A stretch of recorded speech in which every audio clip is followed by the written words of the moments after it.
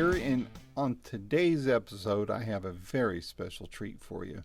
The gentleman is named Rick Vito.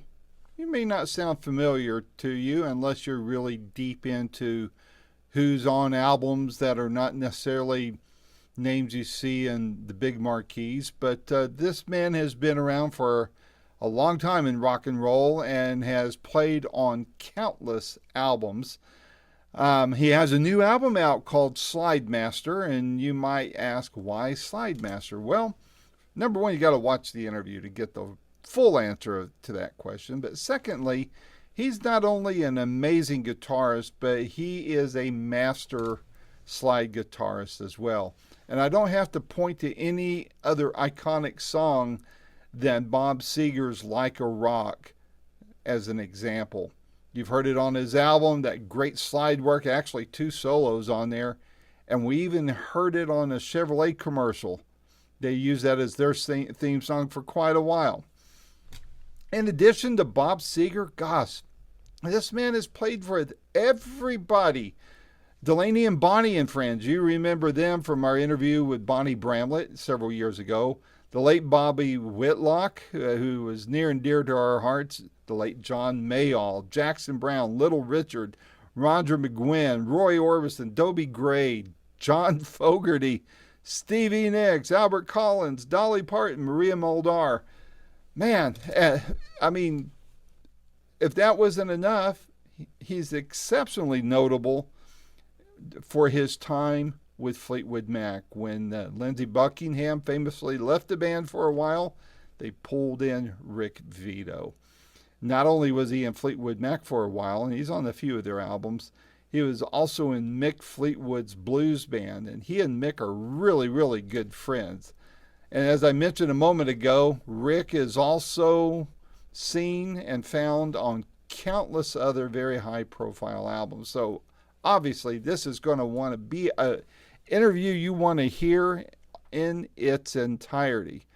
As I always ask, if you don't already do it, please hit like if you're liking this interview. And secondly, if you're not already a Boomerocity subscriber, just hit that subscribe button. It won't cost you a dime. And please, please, please, please share this interview with any of your friends you think might like this kind of interview with this kind of artist, because it is very entertaining. And ask them to become a subscriber too. Tell them it's free. Tell them it's a gift from you. How about that? And so without any further ado, here is my first of what I hope are many more interviews to come with the amazing Rick Vito. Until next time, this is Randy Patterson with Boomerocity. Take care.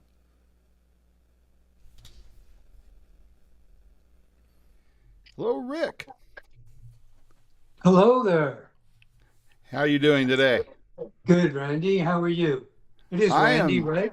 That is correct. Last time I checked. I want to apologize right up front. I'm not trying to draw too much attention to myself here, but I had emergency eye surgery last week, and I don't know, it's this eye here, so if it does something weird or whatever, I'm not a weirdo. I'm going through recovery from reattaching my retina. So I love to do that kind of thing. Yeah, it's so much fun. So much fun. Well, I just love connecting. Recovery. Oh, thank you. I appreciate that. Where are you clicking in from? Franklin, Tennessee.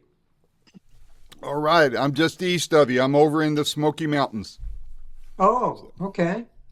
Nice over there. Yeah, it is. And it's relatively quiet right now. Some spring breakers, but nothing too terribly bad.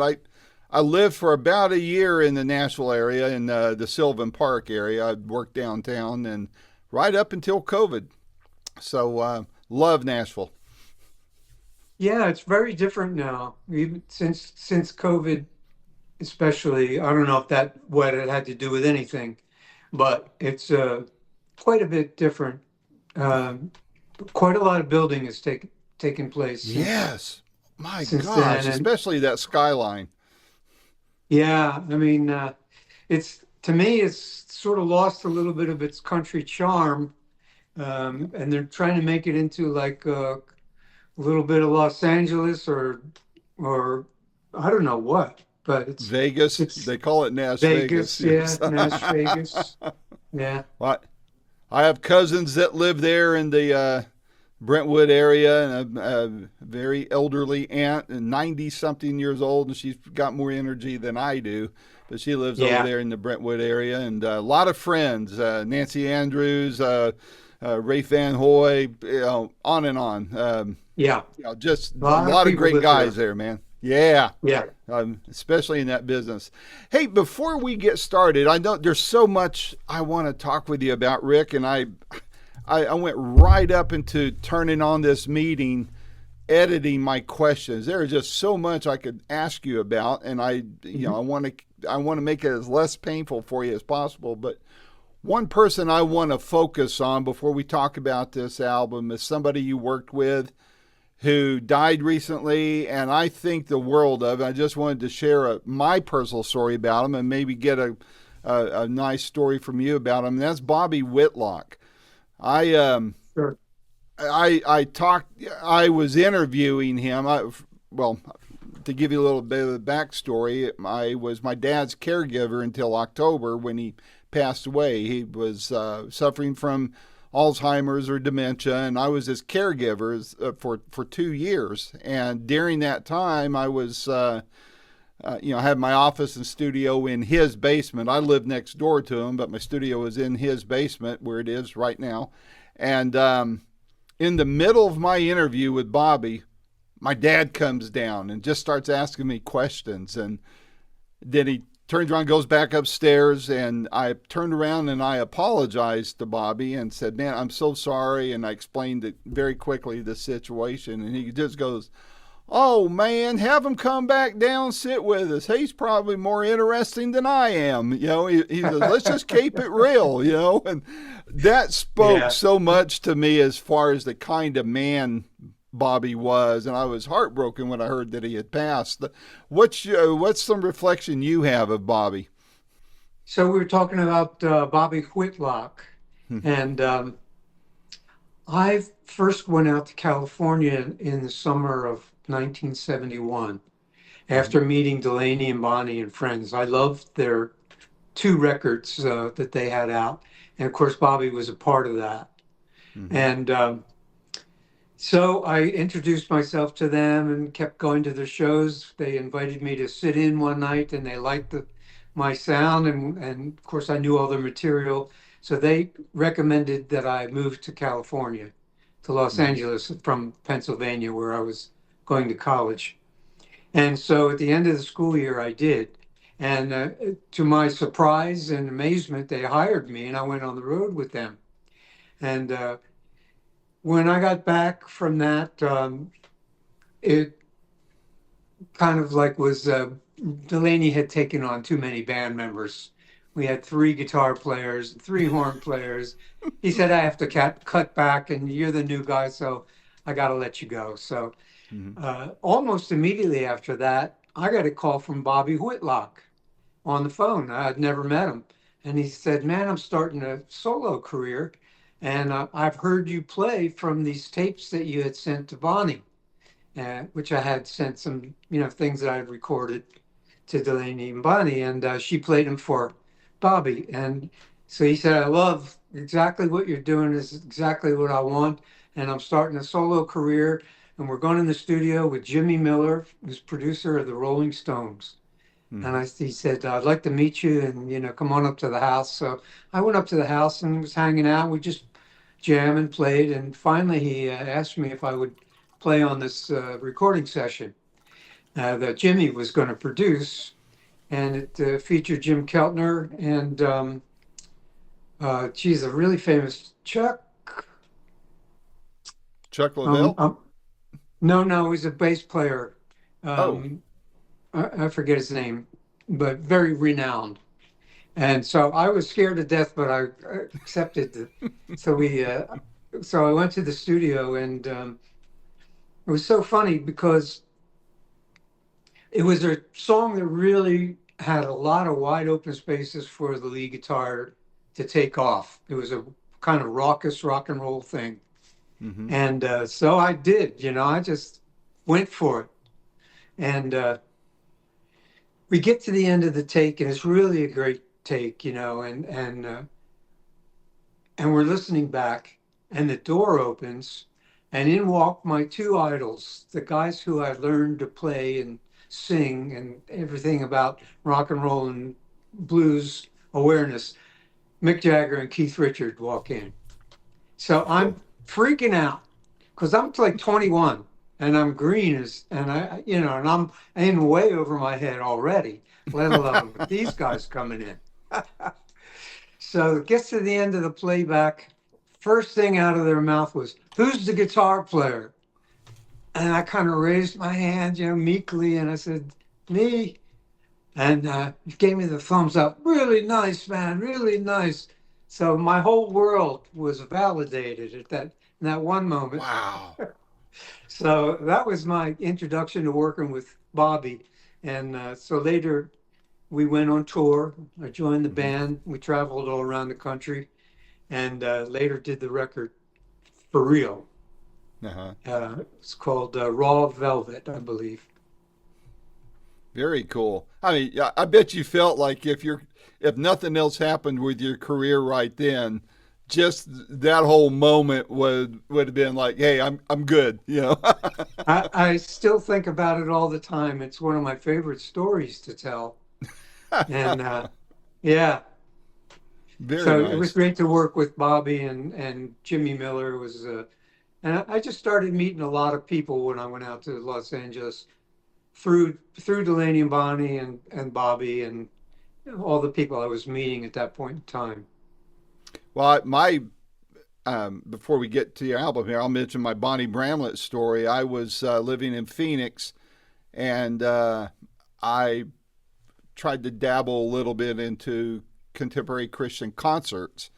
And Joe English had left Paul McCartney and Wings, and started, went solo into Christian music. And I was, sponsoring and producing his first public concert, and it was there in the Phoenix area.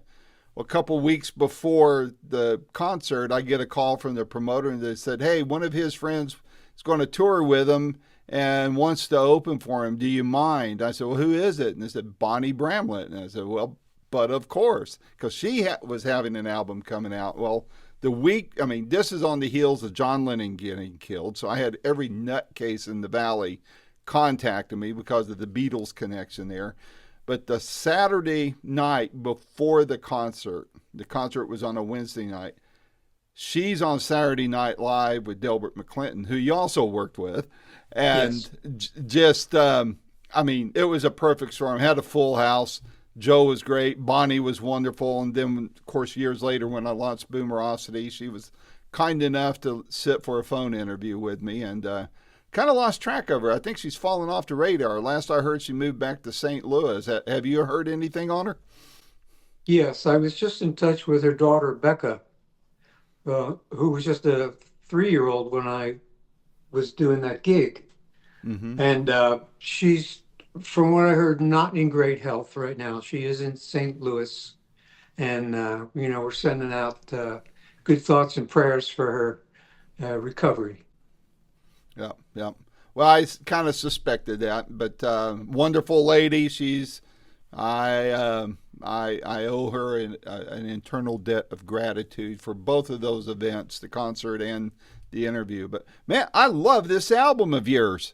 It is Thank you. amazing. What drew you to doing this kind of album now? And give me the backstory about behind the title, behind how long it took to put together, all that kind of stuff. Well, I think this is my 12th record. And Mm-hmm. on all the previous ones, I sang, mostly the songs were sung. And I had two or three instrumentals on every record. And Mm-hmm. people through the years, they know me. People know me as a guitar player first, not as a Right. singer first. And people through the years would say, "Hey, you should do a instrumental record someday." I said, it always stuck in the back of my mind. I always loved the very first Freddie King record that I had, which was entirely instrumental.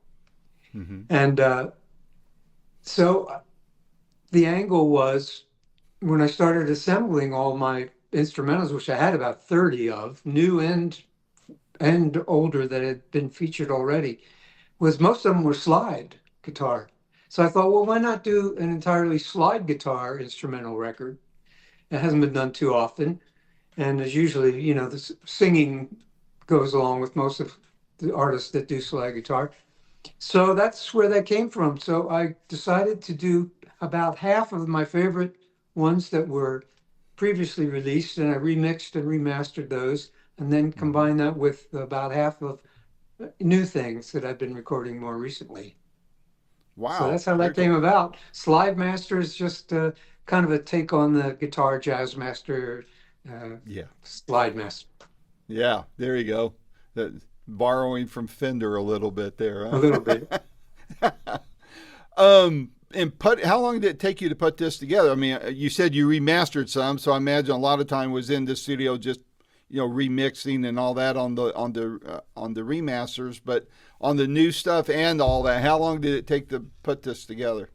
Well, I guess my last record came out 2 years ago, so I guess after living with that one for about a year, I suppose I started, you know, recording and it's not just the recording of a record, it's assembling the songs that go together well Hmm. and the right takes and the right mixes. And so I tried to spend as much time as I could just picking the right songs, because at first it was going on in many different directions. I had like, okay, this is going to be a 20 song CD, and after living with that for a while, I thought, no, I think I should concentrate on songs that sound good together and keep it at 10 to 12. So we Hmm. decided on 12. That's like trying to pick your favorite child, I would imagine, right? So It is. It is. It really is. But the good thing is I have volume two practically finished. there you go. And we'll sit down and have another conversation about it when that comes out. I hope Were, so. what was, well, let me put it this way. I know you've worked on a lot of albums with a lot of people. Like you said, this is your 12th solo album. Yeah. It's probably hard to surprise you a little bit in the studio, I would imagine, with all that experience and background. But were there any surprises in putting this album together? Any surprises in putting it Yeah, together? yeah. I was surprised that when I honed in on certain songs that it did have a uniformity, that I've actually been playing my style as it is now for probably 15 to 20 years.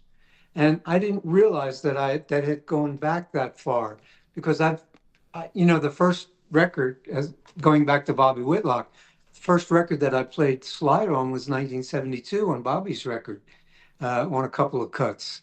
But my style wasn't very developed back then, and it took many years and going through different changes and working with different artists to develop the style that I feel comfortable with today. But I guess I was surprised that it actually has been around for a little while now, longer than I Huh. thought. It's funny how that works. Our mind kind of compresses things, and then when you start looking at the timeline, it's like, holy crap, Yeah, it's been going on this long. yeah. Is on the album, is there, I used to ask, and I quickly learned not to do this.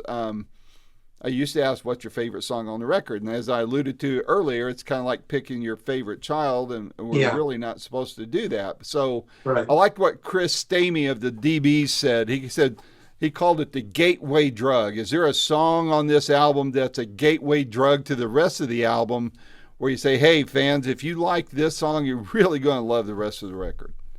Well, part of me would say the first song is meant to catch your ear and Mm-hmm. want you to listen to the rest of the record. But the second song is it's called "Steal Away."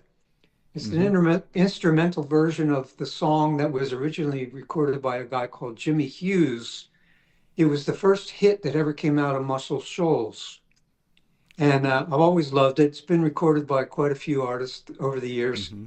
And that um, that approach, giving the slide guitar a vocal treatment, a vocal style. In other words, listening to the original song was a vocal, and so listening to that and trying to express myself in a vocal style on the slide guitar would be the second thing that I wanted to accomplish with the record. So I think that appears on quite a few of the other songs, right down to the last one. Is there a track on the album that you feel clearly represents you as a slide player or today as an artist?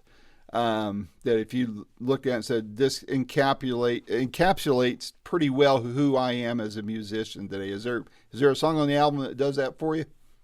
I'd go back to those first two songs because basically they make the statement, and the songs that follow those two kind of draw on that approach. Hmm. So I guess I would have to say that. That makes sense. Were there specific songs that kind of came together especially quickly, and then or were there others that took more time to get it just right? And it's like, wow, I need to take number 442 or what have you. Yeah, well, I try not to drive myself too crazy with all this stuff. Probably I, hard to do though, isn't it? it is. Usually I try to take the first or second pass of everything I record, and I'll take those two tracks, I'll listen to both of them, and maybe pick bits from both. Or sometimes I'm lucky and I get it all in one pass. Ah, nice. So well, quite a few of the things, like "Steal Away," um, the first song, "Vegas Jump," "Steal Away," "The Big Beat," um, "Red Hot Baby." They all were pretty much easy. They just flowed right out. So I got Hmm. those in one or two takes, and then just spent more time making sure that everything was in tune, and you know, didn't have to do too much to it really. Just getting a good mix. Hmm. Did you record in your own home studio, or did you go to outside studios to work on this? About half and half. Half and half. Um, yeah, some of the older things that I've chose to include on the collection were recorded in a studio some time ago, and then the newer ones were in my home studio. Very good. Very good. Um, w- I'm not a musician. I used to dink around on the guitar when I was a kid and realized I did not really have the talent for that. Took music theory. I was in choir. Took some piano lessons. So got the message quite clearly that I have no musical talent, but I have an ear for it. I love theory. I love, I mean, even though I haven't studied it in many years, but I love the music side of things. So I know enough to kind of read through some things, and what I've heard some people say before in the past is that slide guitar is just messy, and I say they're not listening to it correctly. Because they feel like you're just sliding into the notes, you're doing this, you're doing that. How, I mean, better than that, so you could argue against that a lot more articulate, in a more articulate way than I could. What do you think that people miss when it comes to playing slide guitar?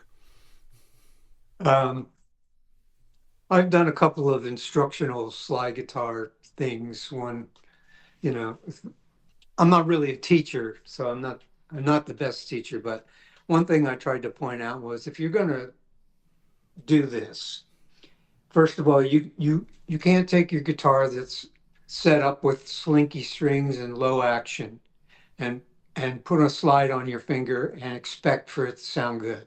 It's going to Oh, sound terrible. And yeah. I think most people, that's what they try first. Maybe they'll tune to a chord or something, but it still doesn't sound right to them and they give up on it. So I tell people, first of all, you have to have a guitar that's your designated slide guitar. And you've got to experiment with raising your action up higher, much like, steel guitars and lap steel guitars. Those strings were high up off the fretboard. Right. And so you have to get a height that you're comfortable with that gets you high enough off those frets so you don't get buzzing and all these unpleasant noises. And then sometimes it's good to put heavier strings on your guitar. That'll give you more sustain and a rounder tone, which is good for slide. So that those two things right off the bat um, would help people who are frustrated with their first attempts at playing slide guitar. And it sometimes it's so obvious, but if someone doesn't tell you, it might go over your head, Well, and you I might not mean, pick up on that on your own. as you were saying all that, my mind was going back over various concerts I've been to or videos I've watched. I mean, Ronnie Wood comes to mind where he brings out the lap guitar when he's doing uh, Happy, that slide solo on Happy, and uh, right away, you're right. Those strings are noticeably higher, and I wouldn't have thought of those kinds of things as far as string gauge and height and all that kind of stuff. So that makes a lot of sense. What do you feel when it comes to your steel play or slide playing? If you were to point to any particular guitarist that had the biggest impact on you and your style and your knowledge of playing slide, who would that be? Is there any one that just really nailed it for you on that? Well, got a lot of influences. There's a lot of people I like, but the guy that I think most people quote, and it's undeniable if you're a blues player, it has to be Omar James, Mm-hmm. because he's the first guy that, electrified that slide and is so powerful. And he didn't stray far from his what he played. So he might have played the same thing quite a few times. He had that signature lick, of course, the Elmore Mm-hmm. James lick. But he put so much feeling and emotion into it, and it just sounds so darn cool, what he played. And so he's never far from my mind when I'm playing. Of course, there are many other players that played differently or maybe stretched out a little bit more. But he would be, a major. I think I haven't heard any major slide guitar player who hasn't, paid respects to Elmore in a big way. Yeah. What I know, I've heard stories, read a lot of biographies and autobiographies of people that at one time or another played slide guitar, and I hear all sorts of different stories of what they use and have experimented with on the slide itself. I mean, using beer Yeah. bottles, salt shakers. I know when I was dinking around on a guitar as a kid, I had some little chrome steel thing. I couldn't even stick my finger in it. I just kind of gripped it, within the grooves of two or three fingers, and it sounded terrible, but it was a nice, smooth chrome metal piece. Of course, you see all the plastic stuff that you can buy at Guitar Center and such. What do you think gives you the best tone that you like in playing slide? Um, I started off again. Bobby Whitlock comes into the picture. He gave me a Caracidin bottle that was filled with wax that he told me had belonged to Dwayne. And I kept it for Really? years and years. And one day I went to look for it and it disappeared. Well, that was the first thing I used. But soon after that, I heard that a couple of guys that I admire, John Hammond Jr. and Lowell George, both used a Sears socket, like that you used to take Yeah. your spark Spark plugs out of plugs. your Yeah. car. So they used either 11/16 or 5/8. So for years and years and years, I still have mine, quite a few of them. You could go to Sears automotive department and get yourself a new slide for eight Wow. bucks or $6 or whatever it was. A So I lifetime got used to warranty. the right. I got used to the weight of that, and that produced a really good sound. It was very slick, it didn't hang up on the strings or anything. Yeah, I yeah. don't like I don't like thin glass slides so much. I don't like a lot of the metal slides that are sold in stores, and um, I use either the Sear socket, or there's a company called Acoustic Glide.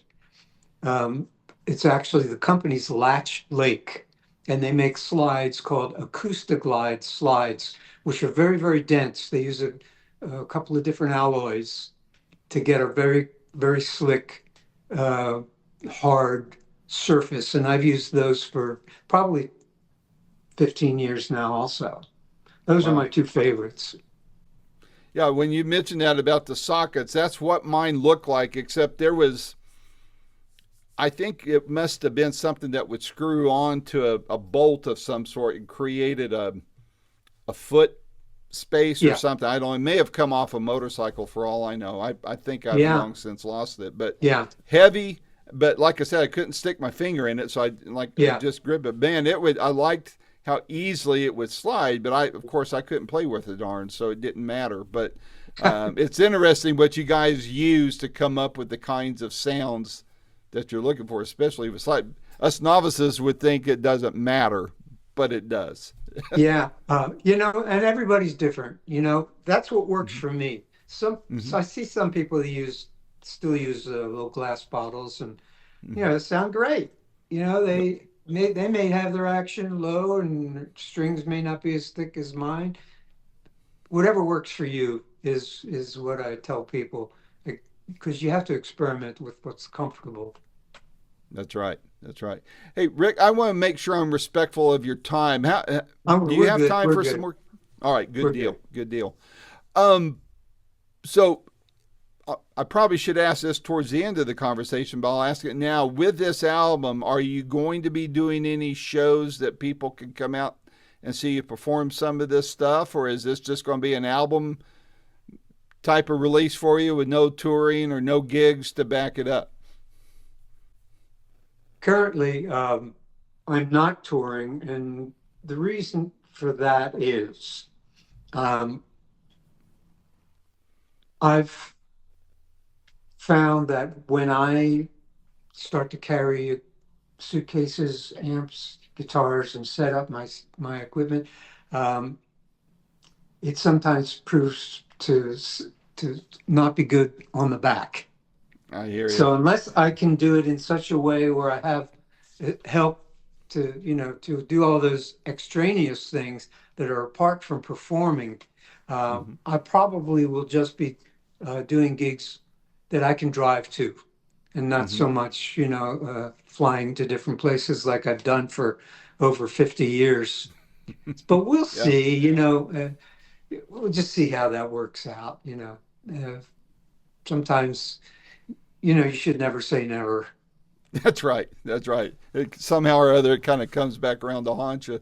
Do Yeah. you feel, as a question I forgot to ask you, do you feel any of these songs, since they're pretty much all done electric, do you feel like any of these songs transfer over to an acoustic version that, to your point about touring, if somebody said, hey, I want to set up a nice little intimate gig in, say, Knoxville or down in Huntsville or something, and just bring an acoustic and we'll mic it up and cut you loose. Does any of this transfer over acoustically for you? Well, I could do it. I could do probably quite a bit on the acoustic slide. There's one acoustic track on the record, River of Blues, that was cut on a 1929 National Steel Body guitar. But it's just as easy to bring an electric guitar and it's a very small amp as an There you acoustic guitar. For me, I can express myself a little better that way. go. Oh, that makes sense. So Yeah. you talked about the guitar. It sounds like you might be you're a guitarist, so I'm sure you have a few. Do you have a pretty good collection of guitars that you draw from, or do you have a basic four or five that you pretty much stick with. No, I have more than I need.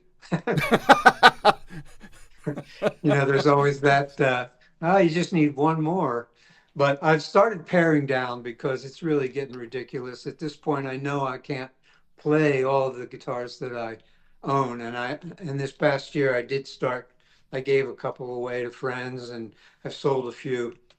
Um, I design guitars and I work in tandem with the Reverend Guitar Company on co-designing my signature models. I've had four different signature models with them. So those guitars all work and sound really good to me. And of course, I have a bunch of prototypes, and then I have some true vintage guitars, and then others that are workhorses that I get a certain sound from that I couldn't feel comfortable getting rid of. So Hmm. I guess I'm down to maybe 40 instruments or so, down from 100. Just 40, you poor soul, you. So, Yeah, I mean it's terrible, really. But I'm making progress. do you go to a self-help group for that? Yeah, Hi, I'm for Rick, and I'm guitar a guitar acquisition addict. syndrome. Yeah. The- so, in selling any of these, I know you probably live fairly close to Joe Bonamassa. I saw him in concert here last night, or in Knoxville, and of course, he's notorious for being the collector he is. Has he bought any from you? No, No. Okay. Just curious. So let's, if you don't mind, let's talk about some of the people you've worked with, and sure. maybe if any of these people affected how you approach this album. And I want to start with some of the people that I've actually had the benefit or privilege of chatting with that you've also worked with. I mentioned Bonnie Bramlett. How did Delaney's styles affect you in playing this album? And do you have a favorite Delaney and Bonnie story to share? Well, Delaney was pretty much a rhythm guy who, you know, he would take some solos and stuff on the show, but he was basically a really good rhythm player. That's how I would categorize Delaney. So not so much as far as influence. I'll go back. It's just a funny thing that came around. I mentioned I talked to or I emailed Becca when I was in on tour with Delaney and Bonnie. And this goes back to '71. I was in their room, and Delaney took off this guitar strap, or he picked it up and he threw it in the trash can. It's one of those old, remember when they were doing the kind of flowers, kind of cloth guitar Yeah, straps with flowers, woven or type of, yeah. yeah, those. And I said, he's throwing that away. And he said, yeah, I broke the end of it, it's made out of plastic. I said, do you mind if I keep it as a souvenir? He said, no, help yourself. So I kept that guitar strap for about, I don't know, 30, 35 years or something. And I came across it about 5 years ago. And I said, Delaney had passed away. And I thought, Becca would, I bet you she would like to have this. So I boxed it up and I sent it to her and she loved it. And, really meant a lot to her. Well, just like last week, I was going through Facebook and somebody posted a picture of Delaney and Eric Clapton on stage. And sure enough, Delaney had that strap on. So I copied the photo and I sent it to Becca. And she just flipped, just because it was uh, a documentation that he Yep. indeed had that strap, and it was part of his most famous period of his career. So I Yep. was glad that happened. That's cool. I had interviewed Michelle way early in my Boomerocity days here, and I know she worked very hard to get Delaney and Bonnie into the Rock and Roll Hall of Fame, and the fact that they're not, I think, is a crime. That's They the were impact very they could. influential in a very concerted point of time, Yep. somewhere around 1969 and 70, and they really did influence a lot of people. Yes, they did. And a lot of people spun off from Delaney and Bonnie, but it didn't sustain. Their act did not sustain. I think that maybe is why that that it's been so difficult for that to happen. Yeah. Yeah, because they do have those weird rules of what all has to happen. I mean, Rick Derringer's another one that probably should have been there, especially before he passed. But someone else you've worked with, I had the privilege of interviewing, who is also no longer with us, is John Mayall. Uh, how did he impact your career? And did he have was there anything from that work you've done with him that influenced this album at all? Well, Larry Taylor from Canned Heat, the great bass player, was Hmm. working with John at the time, taking a hiatus from Canned Heat. And we were friends, and John was looking for a guitar player. This was in late 74, and brought me up to the house. And so there's a lot of guitar players coming in and out, I guess. So we just jammed for 3 or 4 songs, and he said, if you want the gig, you've got it. So I had the gig with John Mayall, and I was, I was just couldn't believe it. You know, all the great guitar players that had worked with John, and to think that I was getting this gig. The main way that John influenced me um, was to not be afraid to step out on stage, to really go for it, and that transferred into the studio also, because we done a lot of recording. I did maybe 4 records with John, and if I was sitting down and just playing a solo, he'd sometimes come out and say, "You're almost there, but your energy's dull. Stand up and go for it." So he would always want you to go for it, express yourself all the way. And so I that was the biggest thing I took away from working with John, and I guess that would be live and in the studio. Just really go for it and put something special into it. So I've always tried to do that.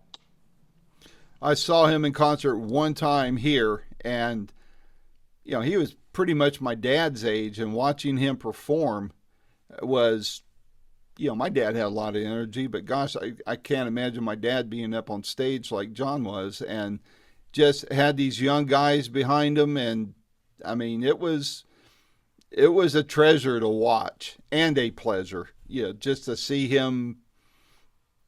He was holding court there on stage, is the way I took it, and the crowd just got happened to be there to watch it all happen. And it, He it was was one of a amazing to kind for see. sure. Yep, yep. We lost And a good one on that. well, he made his mark. Well done, I say, John. He made his very strong mark, and he was completely unique. And a lot of his records didn't have the impact that, say, like the one with Eric Clapton or Peter Green or Mick Taylor Hmm. had.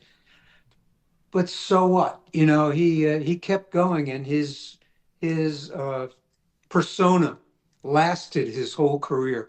People loved John, and they loved the fact that he kept on going.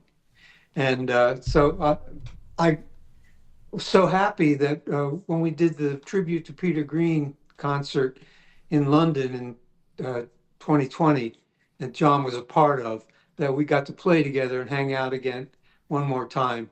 So, and he, as you say, he was still, his energy was, once he got on stage, he wasn't 80 some years old anymore. He was just Nope. John Mayall. Yep. Timeless. Very timeless. Yeah.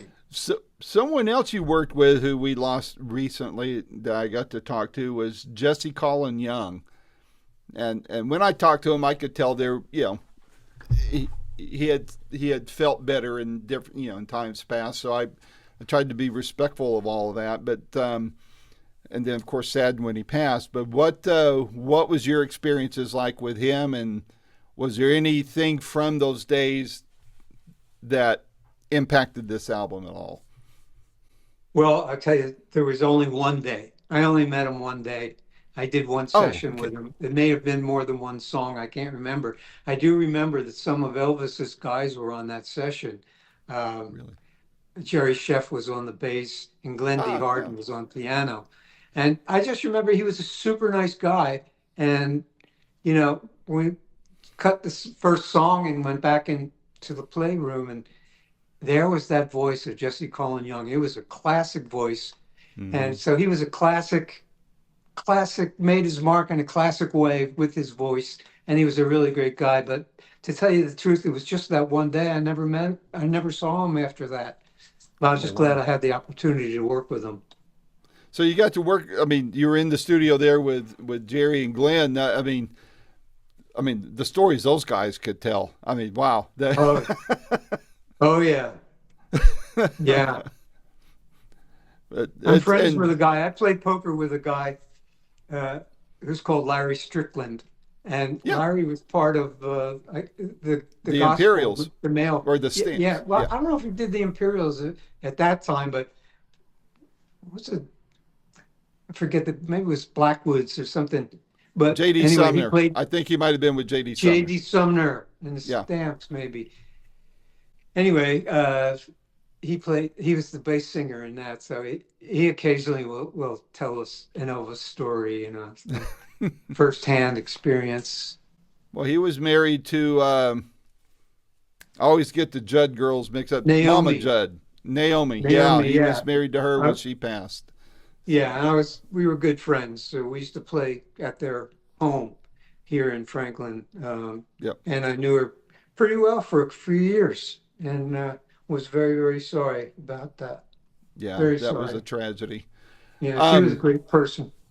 yeah, and that's it goes to show we can't take mental health for granted, and it's nothing wrong with getting Never help. expected that though. Yeah, yeah, that was out of left field. What I mean, there's others. I mean, Ned Evett, Todd Rundgren, Delbert McClinton, all the. I mean, the people that you've worked with is just, as I like to say, just unfriggin' believable. I think I the know. big one that everybody points to is your work with Fleetwood Mac, stepping into Lindsay's shoes, and then working with Mick on the blues albums. What are some of your thoughts on the Fleetwood Mac era of your career and working with Mick on the blues stuff? Share some thoughts on that if you don't mind. Oh, sure. I had been around them a few times over the course of the years, and I was friends with Billy Burnett. And Billy Mm-hmm. was always famous for saying to me, "Oh man, I love your playing. I got to get you on one of my records. I got to get you on one of my songs, or blah blah blah." And he never called. He would always forget about it. So I was over at a friend's house, John Heron, great friend of mine who passed, and he said he was going to do a Billy Burnett session that night. And I said, "Really?" I said, "Who else is playing?" Blah blah blah blah blah, and Mick's going to play drums. I said, "Really? Let me get Billy on the phone." So I called him and I said, "Billy, you're always saying you want me to play on your record. Well, tonight's the night. I'm not even going to charge you. I just want to play because all my friends are on this session and I'd like to do it." And he said, "Oh man, perfect. Come on down." So played with Mick that night and Billy and Michael Smotherman, some others. And we talked about the old Peter Green days, which I was tremendously influenced by Peter Green and that era of Fleetwood Mac. And he loved that because, that wasn't the forefront of, what he'd been experiencing in those years. It was Right. all Stevie, Christine, Lindsay era, those songs, the insane popularity they had. So, and I was doing my own thing during that period. I really wasn't part of that rumors thing. Didn't was Had no impact on me, but the Peter Green era certainly did. And I think he liked that. And so he came out with Billy within 2 weeks to a club I was playing at, and we all sat in and played some of that old Fleetwood Mac kind of stuff, the bluesier things. And when Lindsay left, which was shortly after that, he called me right away and said, "Do you want to learn like 10 of our songs and come down and play and see how the chemistry is?" And so I did that, went down there. It wasn't really hard for me to learn their, uh, I didn't have to learn any uh, Lindsay songs except for Go Your Own Way. The rest of the songs they were going to concentrate on were Stevie's and Christine's. So They were fairly easy for me to learn. I'd heard a lot on the radio, and we all hit it off. And so again, at the end of the day, he came up, got Billy and me aside, and he said, "Well, obviously this works. You guys, if you want the gig, you're both. We would like to have you as in the band." So that was great. And so continuing on learning more songs for the show, I said to Mick, "What about can I do some of the Peter Green songs?"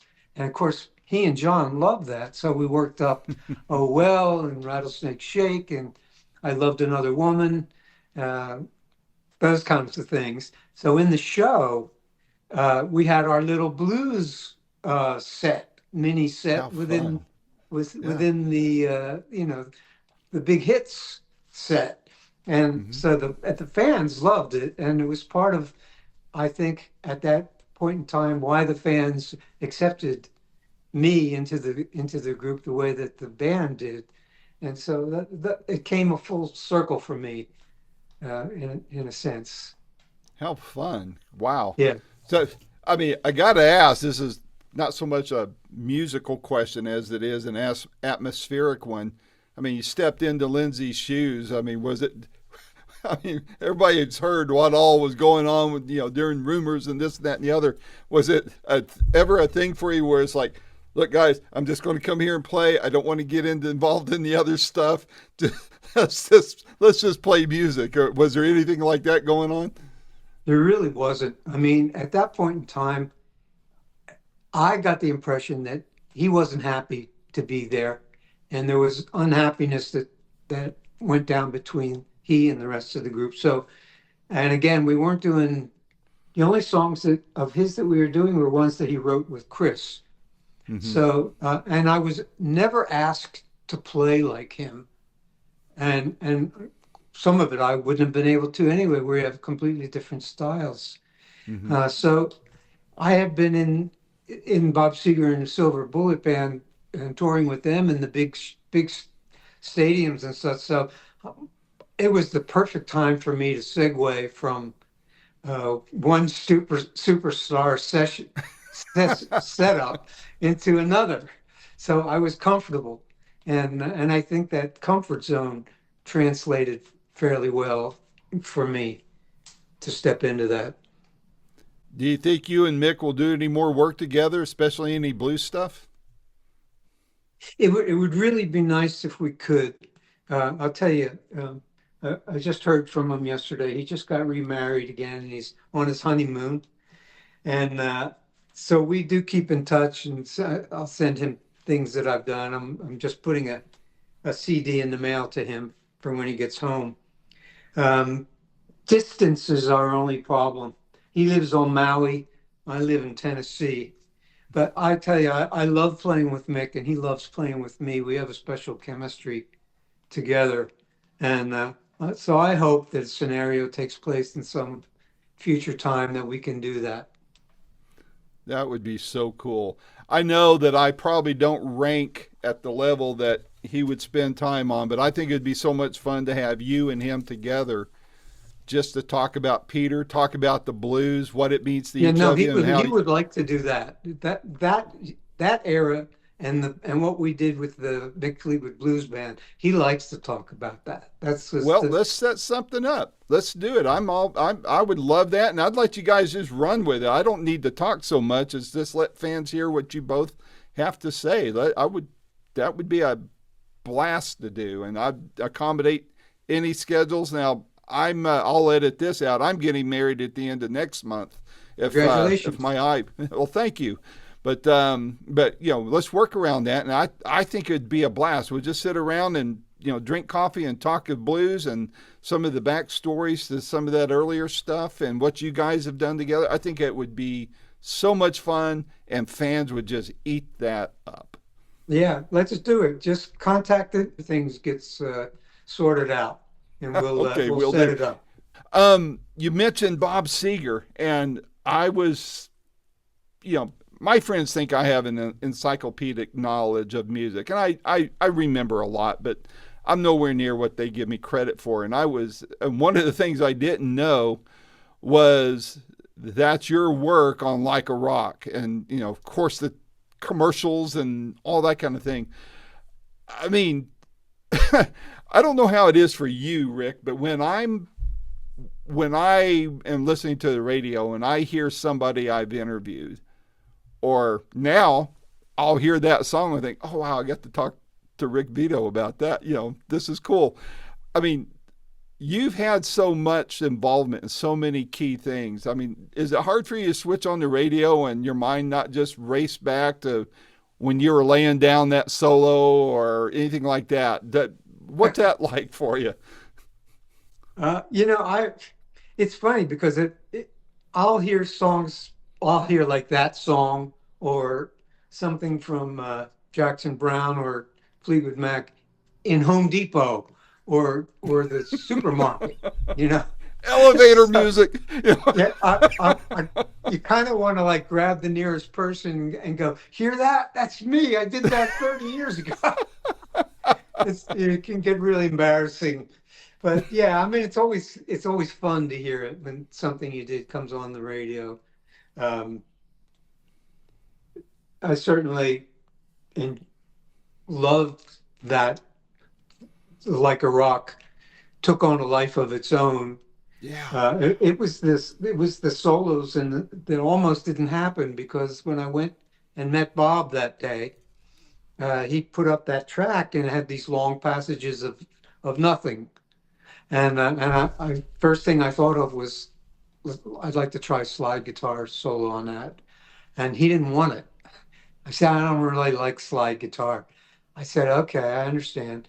I said, but you may not have heard it the way I envision it. So would you give me one pass? Let me try it. So fortunately, he said, yeah, that's fine. And so fortunately, I got the whole song, the front solos and the back solo on the first take. The Wow. only thing I had to patch was the end of the solos, because I didn't know where it was going to end, the Hmm. song. And that was a keeper. Tried other ones after that, never had the magic that the first one had. So that sort of established my relationship with Seeger right from the get-go. Very cool. Yeah, Wow. Do you think he'll get back into action again, or is he truly going to stay retired forever? he's a fellow I don't keep in touch with, and I never hear from his camp, so I really wouldn't know. Ah, I see. I see. Um, is there anybody you haven't worked with yet that you still would like to before you quit playing? That's a good question. It's one I haven't really thought about too much. Hmm, gee, I've worked with so many of the people that I admired. So many of them are gone now, you know. Yeah. So I'm glad I had the chance to work with them when I did. Trying to think who else is still around. Uh, I'm drawing a blank on that one. I'm sorry.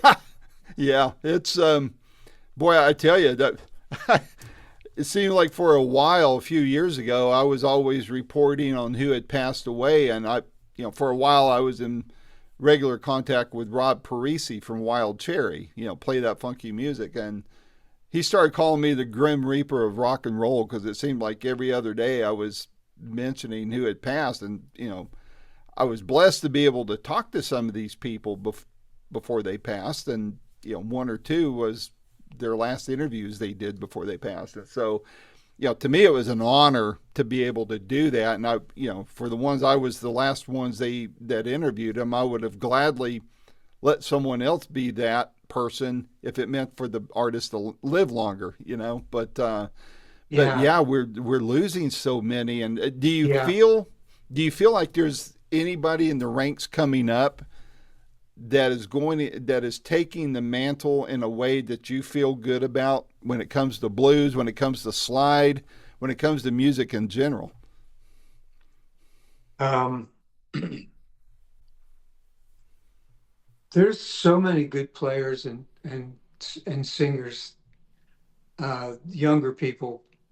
I think I think that there's just I don't really I haven't really honed in on a lot of younger players to really know enough about them to say. Um, I mean, it's slide guitar. I mean, there's just the obvious people that that everybody knows about, um, and they're all wonderful, of course. Mm-hmm. But as far as like people who aren't well known, I'll tell you, there's one guy who deserves a little more notoriety. His name is Ned Evett. He Yeah, he uh, he I know he Ed Ned and Ed them. Ned plays glass neck guitar.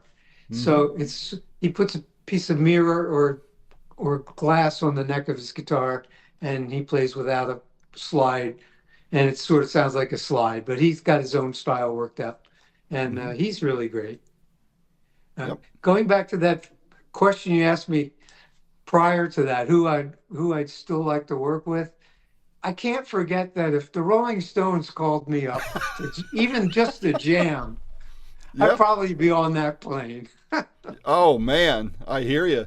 Yeah, yeah. It's Let's not going to let's. happen, but they're Oh, still never alive, say so I thought never. I'd point it out.